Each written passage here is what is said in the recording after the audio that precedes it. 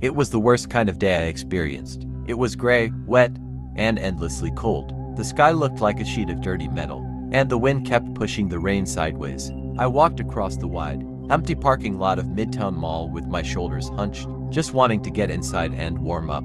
That was when I noticed something lying on the pavement beneath a flickering yellow street lamp. It's a $100 bill. At first I thought it had to be fake or ruined, but when I picked it up, it was surprisingly crisp, only slightly damp on one corner. I looked around the parking lot again. It was completely empty. No cars moving, no people walking. Nothing to explain how a clean $100 bill ended up here. Finding it felt like a small burst of luck on a miserable day. I quickly folded it and slipped it into my wallet. But the moment I did, something strange happened. A cold, clammy chill spread from the wallet into my lower back. It didn't match the weather. It felt deeper, heavier, almost intentional. I tried to ignore the feeling and headed into a small electronics store. I decided to spend the money immediately, hoping that maybe using it would shake off the weird chill that came with it. I bought a pair of expensive headphones. The cashier, a tired teenager with bright green hair, took the bill without even looking at me. When he placed it into the register and handed me my change, a faint scraping whisper came from the drawer. The sound was like sand grinding against glass, and a single stretched out word followed saying mine. The cashier froze and stared at the register. He definitely heard it too. Neither of us said anything, but both of us knew something about that money wasn't normal. Over the next week, the problems began. The bill was no longer with me, but the cold stayed in my wallet, like the chill had sunk into the fabric. And then the whisper started. Whenever I was alone, I suddenly heard soft counting coming from the small change pocket of my wallet. 90, 50, 20.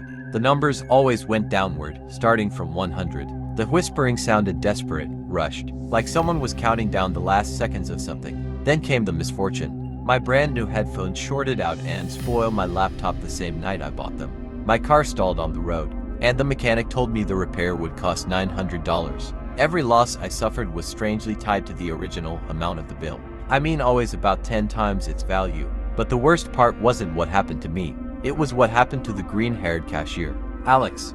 A week later, I returned to the electronics store, hoping to return the ruined headphones. Alex wasn't at the register. When I asked about him, the manager sighed. Alex hasn't shown up since last Tuesday, he said.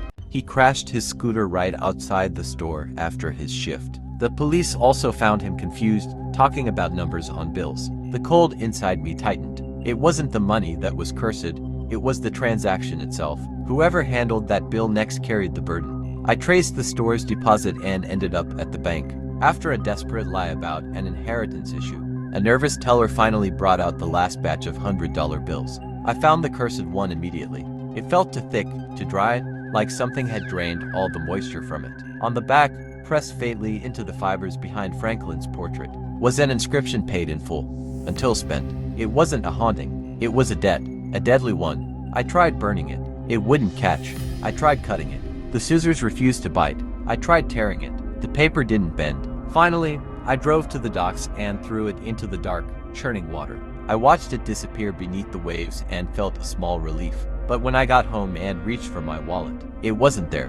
My keys were gone too. And sitting perfectly, centered on my kitchen counter, was the same $100 bill that is dry, crisp, untouched. The cold hit me instantly, and from the hallway behind me, a whisper brushed my ear. 99, 98. The debt had returned to its owner, and now the countdown was mine. I don't know what will happen to me when the countdown reaches 0. Never. Try to pick money you saw on the floor again. Not all money is good to pick. Some are used to kill and monitor people's lives.